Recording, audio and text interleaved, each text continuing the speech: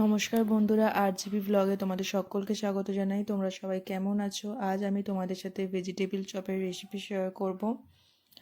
আমি কিভাবে vegetable chop বানাই সেটা তোমাদেরকে দেখাবো। এখানে আমি এলাচ, দারচিনি, লবঙ্গ, গোলমরিচ, গোটা ধনে দিয়ে একটা মশলা বানাবো। এখানে আমি কটা বাদাম নিয়ে নিয়েছি, সেগুলোকে ভালো করে ভেজে তুলে রাখবো। সেই কড়াইতে তেল দিয়ে শুকনো লঙ্কা আর 5 ফোড়ন দিয়ে ভালো করে ভেজে নিতে হবে। ভালো করে ভাজার পর আদা আর কাঁচা লঙ্কা দিয়ে একটা পেস্ট বানিয়েছিলাম, সেটাকেও ভালো করে ভেজে নিতে হবে।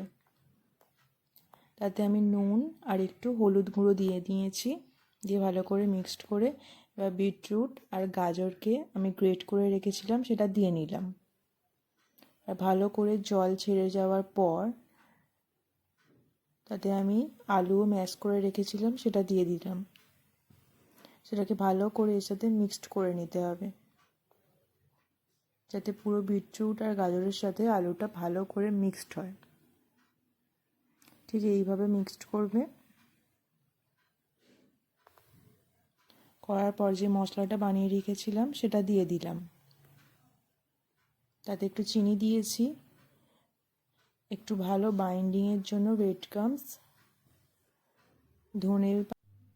ধনে পাতা কুচি আর যে বাদামটা ভেজে রেখেছিলাম সেটা দিলাম। দিয়ে ভালো করে মিক্সড করে নিতে হবে। করার পর আমার মশলাটা রেডি হয়ে গেছে। এখানে আমি সমস্ত কিছু নিয়ে নিয়েছি। ঠান্ডা হয়ে যাওয়ার পর এরকম হাতে করে একটু লম্বা লম্বা শেপে গড়ে নিতে হবে, আমি যেমন করে দেখাচ্ছি। করার পর প্রথমে সেটা ময়দায় কোট করতে হবে। ভালো করে ময়দায় কোট করে ময়দাটা ঝরিয়ে ফেলার পর এখানে ময়দা গোলা জলে একবার ডুবিয়ে নিতে হবে। ডুবিয়ে ব্রেড ক্রাম্বস দিয়ে ভালো করে কোট করে নিতে হবে। বাকিটা এমন ঝাড়িয়ে ফেলে দিতে হবে। এইভাবে আমি অনেকগুলো করে নিয়েছি।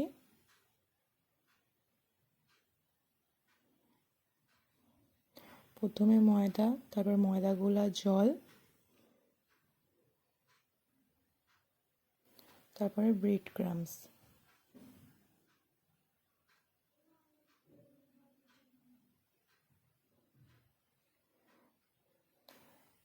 দেখতে পাচ্ছ? এবার হালকা গরম তেলে দিয়ে ভালো করে এদিক ওদিক করে লাল লাল করে ভেজে নিলেই রেডি আমাদের ভেজিটেবিল চপ। আমি এখানে কাসুন্দি আর শসা নিয়েছি। কেমন লাগলো জানিও।